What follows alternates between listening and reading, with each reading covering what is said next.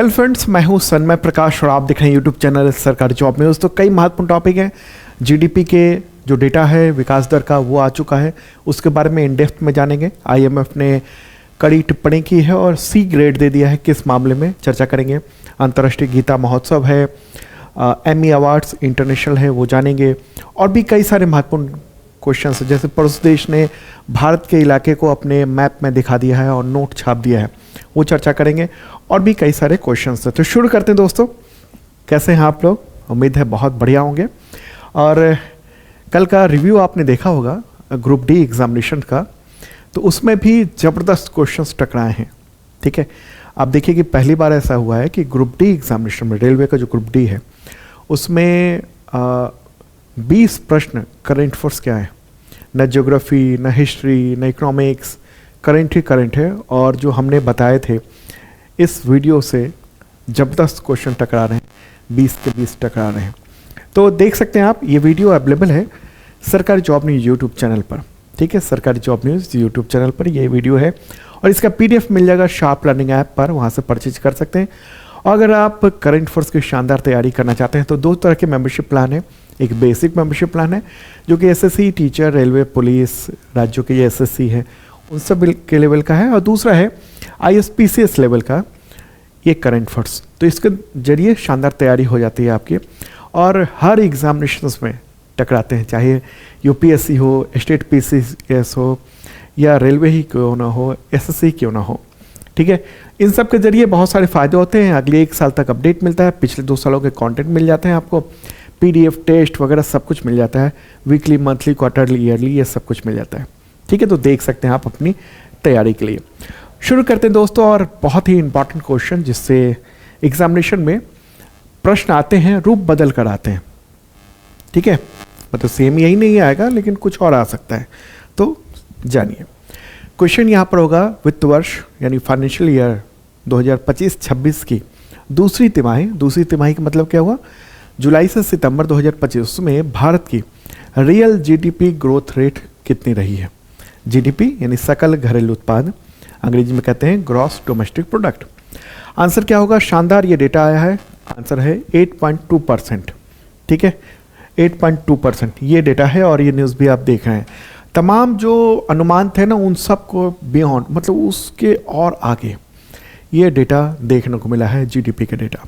ठीक है, तो ये आंकड़े आ चुके हैं और ये लेटेस्ट, ये सारे आंकड़े देख रहे हैं, इसके बारे में बताते हैं। लेकिन एक और ग्राफिक्स दिखा देता हूँ मैं।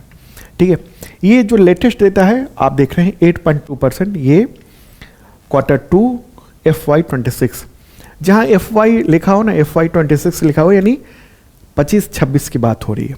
ठीक है, तो पहले क्वार्टर में अगर हम देखेंगे इस फाइनेंशियल ईयर के, आपको पता ही है कि फाइनेंशियल ईयर जो है ना, वित्त वर्ष, वो अप्रैल से लेकर अगले साल के मार्च तक का होता है।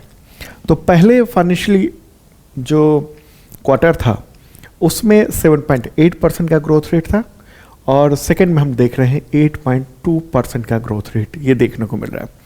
अगर पिछले साल इसी समय, इसी अवधि में अगर हम देखेंगे तो उस वक्त जो है ना वो 5.6% का ग्रोथ रेट देखने को मिला था, इसी यानी सेकेंड तिमाही में। ठीक है, तो ये ज़बरदस्त आंकड़े देखने को मिल रहे हैं। ठीक है, तो अब सवाल होगा कि किसने जारी किया है, किसने जारी किया है ये डेटा? तो ये डेटा जारी किया है NSO ने, यानी नेशनल स्टैटिस्टिकल ऑफिस, यानी राष्ट्रीय सांख्यिकी कार्यालय, इसने ये जारी किया है। देखिए, 2 तरह की GDP होती है, एक GDP होती है रियल GDP। ठीक है, इसलिए मैंने यहाँ पर प्रश्न में भी ये दिया है, रियल GDP।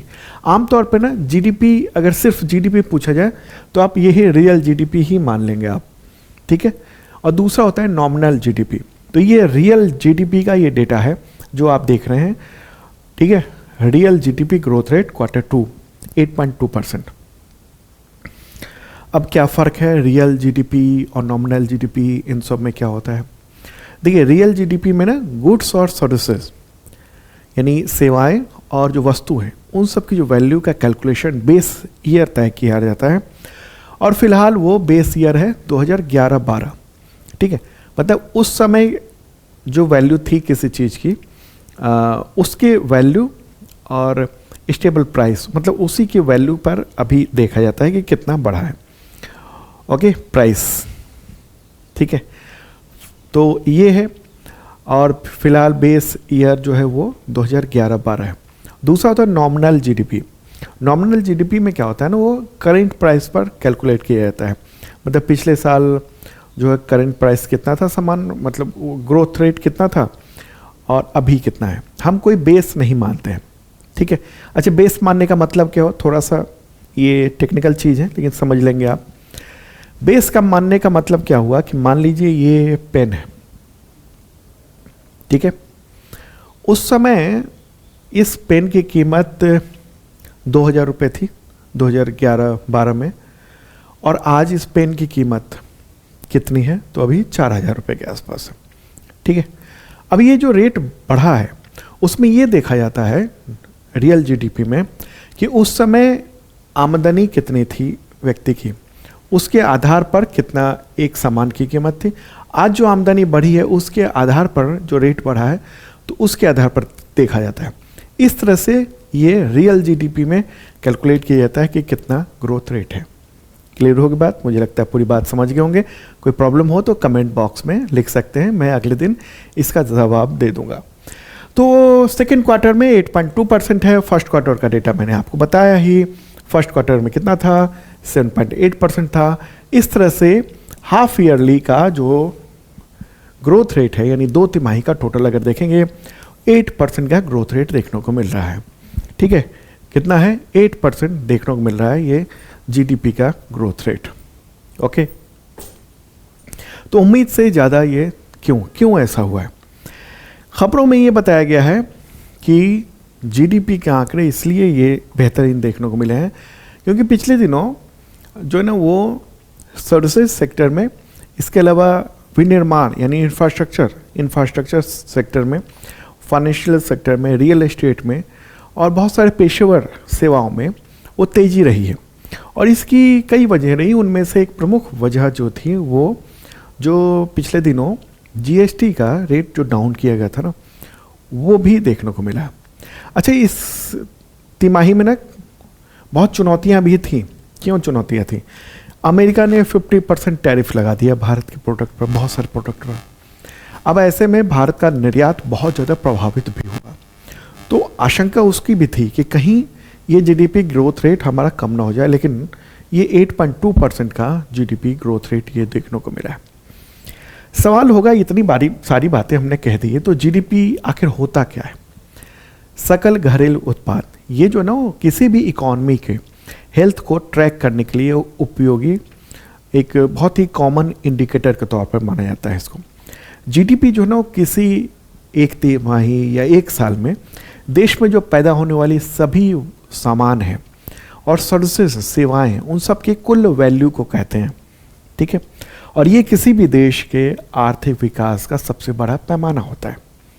अधिक जीडीपी का मतलब है देश की आर्थिक तरक्की हो रही है, रोजगार पैदा हो रहा है। कम जीडीपी का मतलब होता है कि आर्थिक तौर पर हम पिछड़ रहे हैं, बेरोजगारी की समस्या बढ़ रही है, ठीक है। तो वर्तमान में जो जीडीपी का जो रियल जीडीपी के जो बेस ईयर है वो 11-12 है, और आने वाले दिनों में सरकार ने ये ऐलान किया हुआ कि जो बेस ईयर है ना उसको हम चेंज करेंगे, 11-12 को आगे बढ़ाएंगे। और मुझे लगता है अगले साल का जो जीडीपी का डेटा आएगा, मतलब 3-4 तिमाही के बाद, वो फिर नए बेस ईयर पे आएगा। क्लियर होगी बात? अब देखते हैं कि जीडीपी का कैलकुलेशन होता कैसे है। ये है फार्मूला आपके सामने है। क्या है? GDP equal to C+I+G+X-M। इसका मतलब क्या हुआ? इसका मतलब हुआ C मतलब कंज्यूमर एक्सपेंसेस, यहाँ पर देख रहे हैं, यानी हम आप जो खर्च करते हैं रोजमर्रा में वो सब, ठीक है। उस तिमाही में कितने खर्च किए। I मतलब इंडस्ट्री इन्वेस्टमेंट, मतलब उद्योग ने कितना इन्वेस्ट किया है। और G मतलब क्या है? गवर्नमेंट एक्सपेंडिचर, सरकार ने कितना खर्च किया है, ठीक है। तो इन सबको जोड़ देंगे और जोड़ेंगे क्या? X-M, यानी X का मतलब एक्सपोर्ट, M मतलब इंपोर्ट, एक्सपोर्ट माइनस इंपोर्ट कर लेंगे। तो ये जो डेटा आएगा वही हम जीडीपी कहेंगे। तो इस तिमाही में यानी सेकेंड क्वार्टर में लोगों ने ज़्यादा खर्च किया है और ये इकोनॉमिक टाइम्स का भी खबर आप देख रहे हैं कि ये जीएसटी जो कट है उसका भी उसने किक किया एक तरह से अर्थव्यवस्था को। पूरी अर्थव्यवस्था में लगभग 60% हिस्सा जो ना वो हम और आप जैसे लोगों का ही माना जाता है। इसको कहते हैं प्राइवेट कंजम्पशन, यानी आपने जो फ़ोन ख़रीदा है, बच्चों की स्कूल फीस दी है, बाइक की ईएमआई दी है, किराने का सामान लिया है, तो ये सब जो है ना ये सब प्राइवेट कंजम्पशन कहा जाता है। और बाकी चीज़ें ये जो फार्मूला है उसके अनुसार। इसके अलावा industry investment, government expenditure, export import पर भी वो भी प्रभाव डालता है जीडीपी पर। मुझे लगता है क्लियर होगी बात। चलिए अब आगे बढ़ते हैं, अगला क्वेश्चन लेते हैं। महत्वपूर्ण प्रश्न क्या है? अंतर्राष्ट्रीय मुद्रा कोष यानी आईएमएफ, इंटरनेशनल मॉनेटरी फंड अंग्रेजी में कहते हैं, तो उसने भारत के जीडीपी और राष्ट्रीय लेखा डेटा यानी नेशनल अकाउंट्स डेटा, तो उसको इनमें से किस ग्रेड में उसको माना है? क्या ग्रेड दिया है? आंसर का सी ग्रेड दिया है, मतलब अच्छी हालत नहीं है। ये न्यूज़ भी आप देख रहे हैं द हिंदू में। IMF gives India a C on its GDP and other national accounts data. The second lowest grade है ये। अच्छी बात नहीं मानी जा रही है इसको। अभी तो हम लोगों ने बहुत खुश हुए कि जीडीपी ग्रोथ रेट इतना हमारा हो गया है, हम बहुत तरक्की कर रहे हैं, लेकिन अंतर्राष्ट्रीय मुद्रा कोष ये कह रहा है कि आपके जीडीपी के आंकड़ों में खामी है, बहुत सारी चीज़ें उसको छोड़ दे रहे हैं। अब क्या छोड़ दे रहे हैं वो चर्चा करते हैं, ठीक है। तो ये रिपोर्ट आई है नवंबर में अभी, और इसी में ये साफ तौर पे ये दो चीज़ों के बारे में ये कहा गया है, ठीक है। तो आईएमएफ जो है ना वो एनुअली वो कुछ ये कैलकुलेट भी करता है दुनिया भर की अर्थव्यवस्थाओं को, कि वो लोग दुनिया की भर की जो देश हैं वो जो अर्थव्यवस्था है वो अपने जीडीपी का और नेशनल अकाउंट्स का वो कैसे कैलकुलेशन कर रहे हैं, कैसे चीज़ों को देख रहे हैं, क्या जो एक बढ़िया व्यवस्था होनी चाहिए उसके तहत कर रहे हैं कि नहीं कर रहे हैं, ठीक है। तो देखिए क्या है कि आमतौर पे 4 तरह के वो होते हैं डेटा। द हिंदू का ये पूरा आप डेटा ये खबर देख रहे हैं यहाँ पर। आईएमएफ जो है ना वो डेटा गुणवत्ता के 4 श्रेणी बनाया हुआ है आईएमएफ ने। पहला है ए यानी कोई कमी नहीं है, पूर्ण रूप से विश्वसनीय है। बी मतलब होता है कि मामूली कमियां हैं लेकिन निगरानी के लिए पर्याप्त है। और सी जो भारत को मिला है ये ग्रेड सी, इसका मतलब है कि महत्वपूर्ण कमियां हैं जो निगरानी को प्रभावित करती हैं, ऐसी कमियां जिससे कि हम एक्चुअल डेटा नहीं ले पा रहे हैं जीडीपी का, ठीक है, जीवीए का भी। और डी मतलब होता है कि गंभीर कमियां हैं, डेटा की उपयोगिता बहुत सीमित है। तो भारत को इस न्यूज़ के अनुसार सी ग्रेड मिला है, जिसमें जीडीपी और जीवीए यानी ग्रॉस वैल्यू एडेड जीवीए, तो उसका जो डेटा निकाला जा रहा है उसमें ये सी ग्रेड दिया गया है। और भी इसमें कई चीज़ें हैं, जैसे कि उपभोक्ता मूल्य सूचकांक यानी सीपीआई, यानी जो महंगाई, जो खुदरा महंगाई जो तय होती है ना, कंज्यूमर प्राइस इंडेक्स, उसके ज़रिए, तो उसके उस पूरे डेटा को लेकर उसको बी ग्रेड मिला है। और जबकि सरकारी जो फाइनेंशियल इंस्टीट्यूशंस हैं उसका जो डेटा लिया जा रहा है, बाहरी क्षेत्रों का, वित्तीय सांख्यिकी, इन सब में बी ग्रेड दिया गया। तो समग्र बी ग्रेड है, लेकिन जो ये देख रहे हैं आप इसके जीडीपी और नेशनल अकाउंट डेटा में उसको सी ग्रेड दिया गया। सी ग्रेड अच्छा नहीं माना जा रहा है। क्यों ऐसा कहा जा रहा है? मैंने अभी ये जीडीपी वाले जो क्वेश्चन था ना, इससे पहले वाले में मैंने आपको बताया था कि जो बेस ईयर है भारत के जीडीपी कैलकुलेशन का वो 2011-12 है, ठीक है।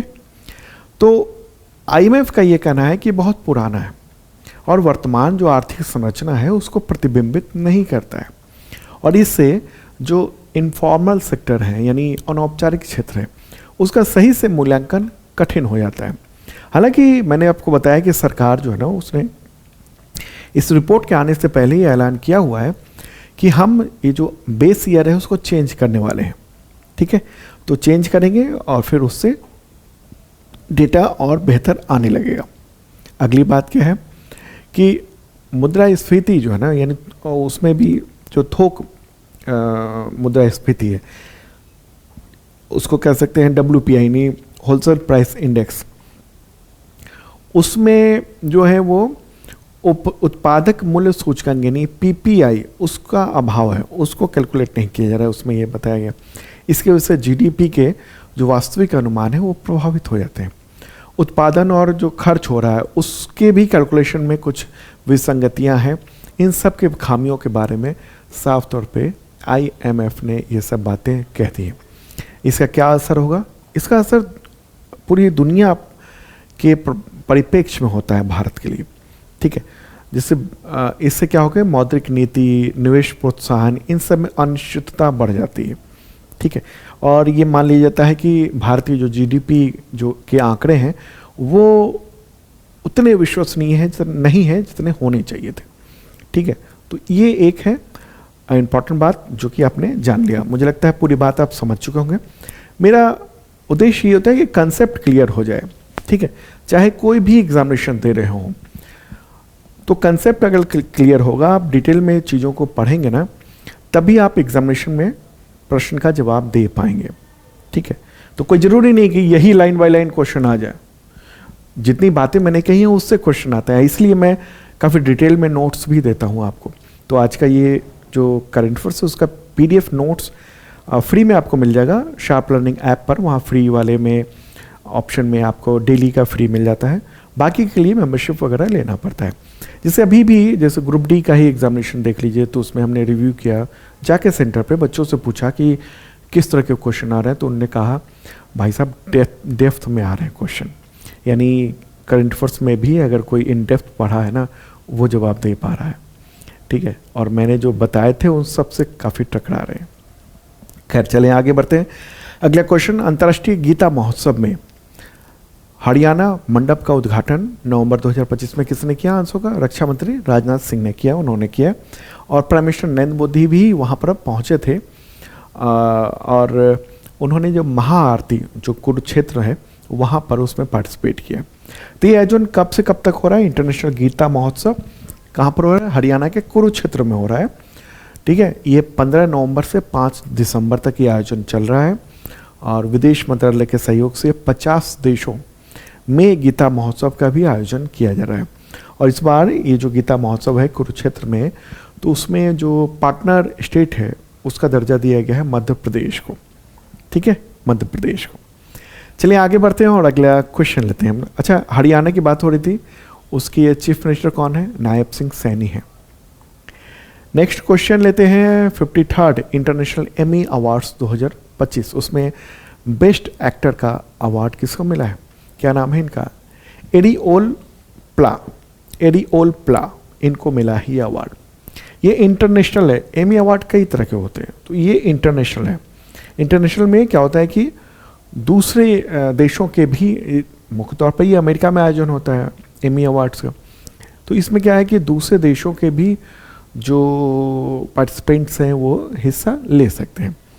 तो इनको जो ना ये जो अवार्ड मिला है, ये फोटोग्राफर इनका, ये एक्टर हैं। आई एडिक्टेड एक सीरीज़ है, उसके में भूमिका के लिए इनको ये खिताब दिया गया। एक और question, 53rd international Emmy awards 2025 में सबसे ज़्यादा किस देश ने ट्रॉफियाँ जीती हैं? आंसर का ब्रिटेन 7 श्रेणियों में सबसे ज़्यादा ट्रॉफियाँ जीत ली है। और इसमें भी आप देख रहे हैं कि ये देखिए कि यूके विंस बिग, मतलब काफ़ी ज़्यादा अवार्ड यूके ने जीता है। इंटरनेशनल एमी अवार्ड्स, इसकी घोषणा 24 नवंबर की गई है। ये घोषणा international academy of television arts and sciences उसके द्वारा की गई है, ठीक है। तो कई सारे अवार्ड जो है ना वो यूनाइटेड किंगडम के जो डॉक्यूमेंट्री है, कॉमेडी है, उन सब ने ये जीता है। बेस्ट कॉमेडी लुडविग को मिला है। बेस्ट करंट अफेयर्स डिस्पैच, किल जोन इनसाइड गाजा को लेकर जो बनाई गई थी डॉक्यूमेंट्री, उसको मिला है। बेस्ट डॉक्यूमेंट्री हेल जंपर को मिला है। तो ये पूरी लिस्ट भी देख रहे हैं, हालांकि 1-2 ही क्वेश्चन आते हैं, बेस्ट वाला देख लीजिएगा आप, ठीक है।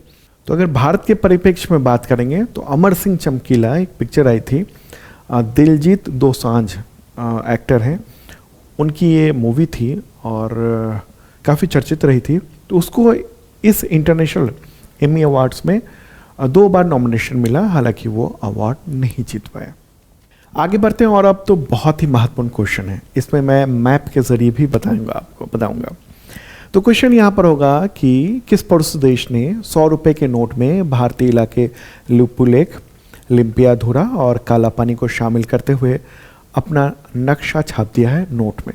आंसर क्या होगा? नेपाल। ठीक है, नेपाल ने अभी 1-1.5 साल पहले भी ऐलान किया था, अब ये नोट छपा है।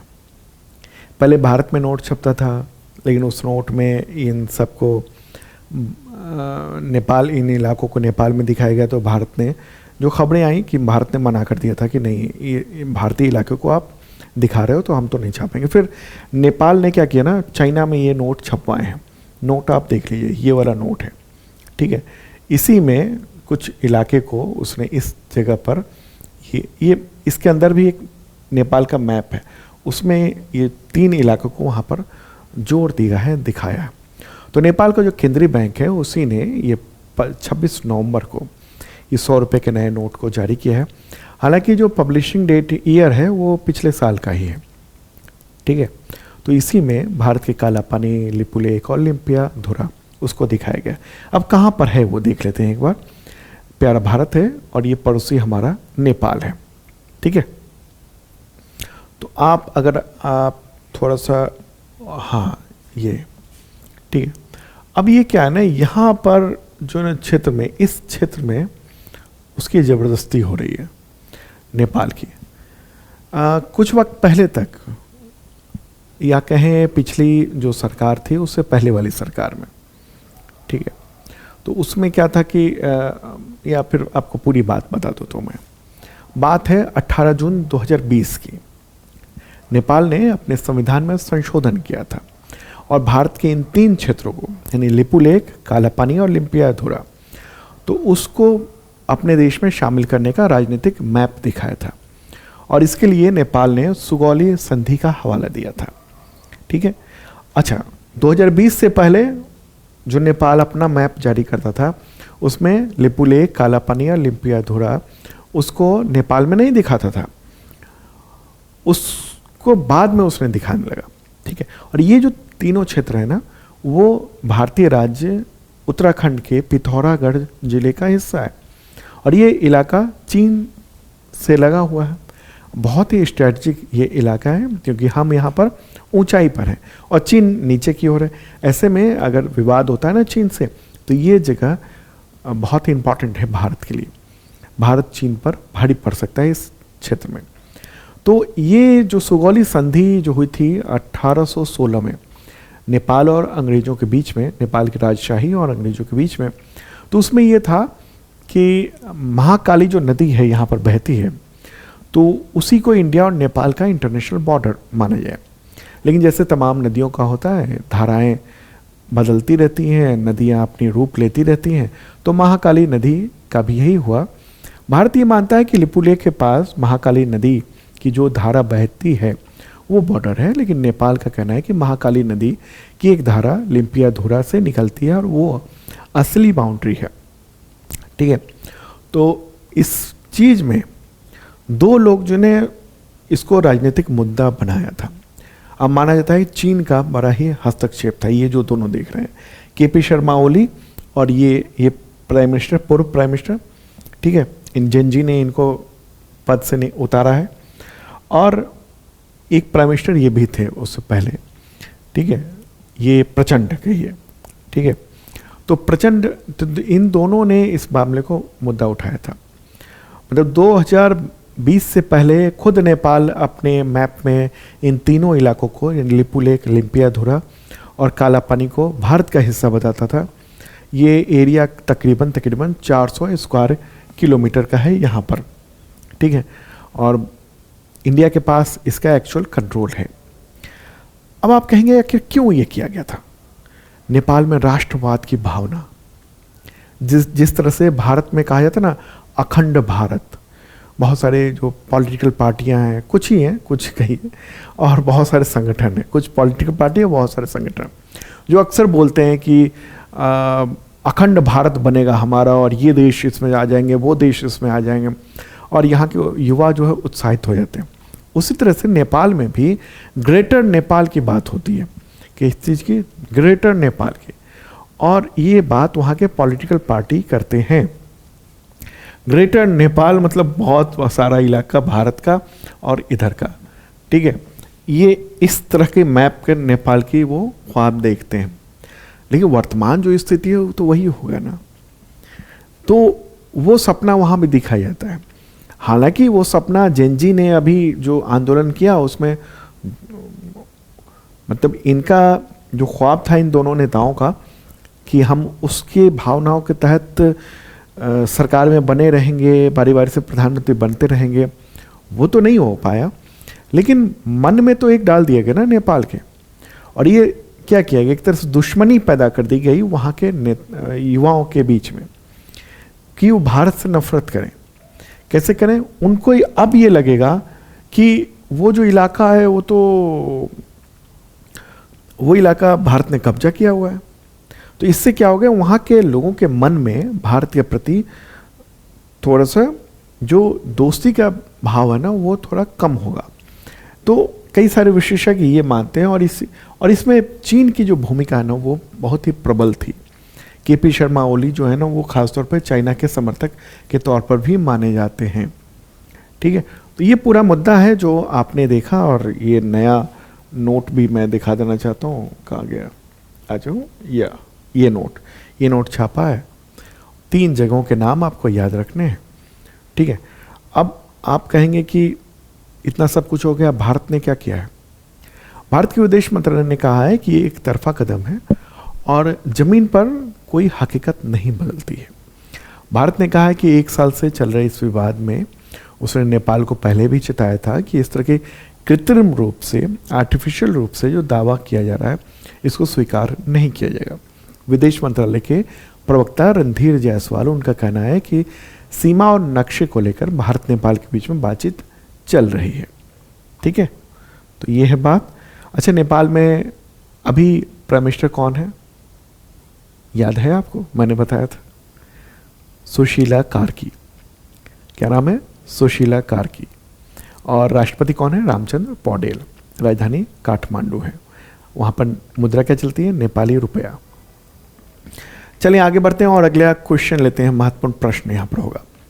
संविधान दिवस यानी 26 नवंबर को यूनेस्को मुख्यालय कहाँ पर है? पेरिस में है। तो वहाँ पर किस महापुरुष की प्रतिमा का अनावरण किया गया? आंसर होगा डॉक्टर BR अम्बेडकर, उनकी प्रतिमा, ठीक है। तो ये यूनेस्को में जो भारत के स्थायी प्रतिनिधि हैं तो उन्हीं के नेतृत्व में ये अनावरण किया गया है, ठीक है। भारत के प्रधानमंत्री भी वर्चुअली इसमें हिस्सा लिए हुए हैं। कलाकार नरेश कुमावत ने कांस्य की प्रतिमा ये बनाई है और वहाँ पर स्थापित किया गया है, ठीक है, यूनेस्को के हेडक्वार्टर में। और ये हेडक्वार्टर कहाँ है? पेरिस में, ठीक है। पेरिस कहाँ है? फ्रांस में, फ्रांस की राजधानी है, ठीक है। आगे बढ़ते हैं और अगला क्वेश्चन लेते हैं। भारतनाट्यम की मशहूर नृत्यांगना कुमारी कमला का निधन हो गया 23 नवंबर 2025 को। तो उन्हें कौन सा बड़ा राष्ट्रीय पुरस्कार मिला था? आंसर को पद्म भूषण मिला था 1970 में, 1970 में, ठीक है। 91 ईयर की उम्र में उनका निधन हो गया। द हिंदू ने खासतौर पर इस खबर को प्रकाशित किया है और ये रहा फोटोग्राफ है।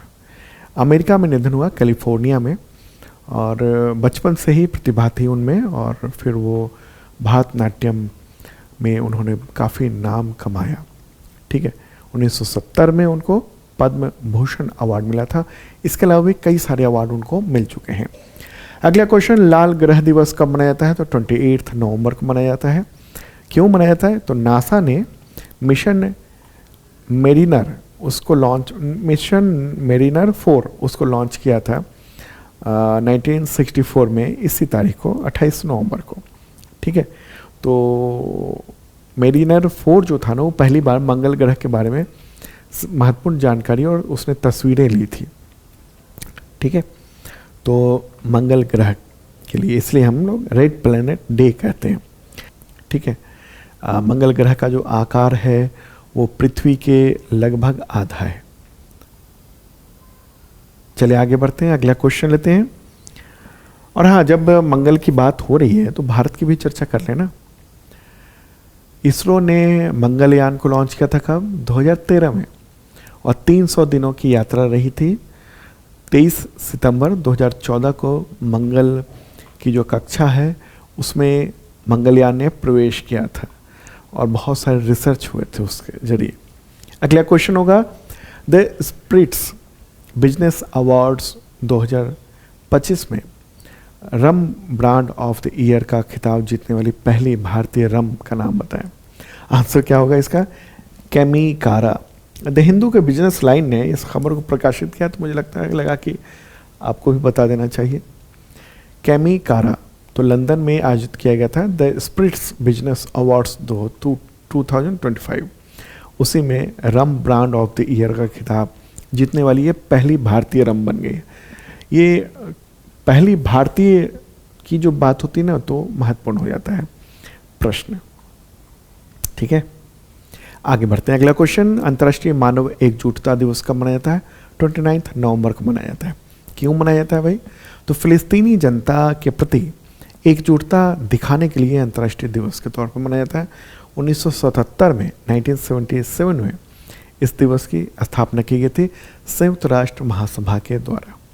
ठीक है, तो दोस्तों ये था इंपॉर्टेंट करंट अफेयर्स, और शानदार तैयारी के लिए मेंबरशिप प्लान है शार्प लर्निंग ऐप पर, और खूब टकराते हैं प्रश्न करंट अफेयर्स के। ओके बाय, मिलते हैं अब संडे को यानी कल, और वो वीकली वीडियो होगा। बाय।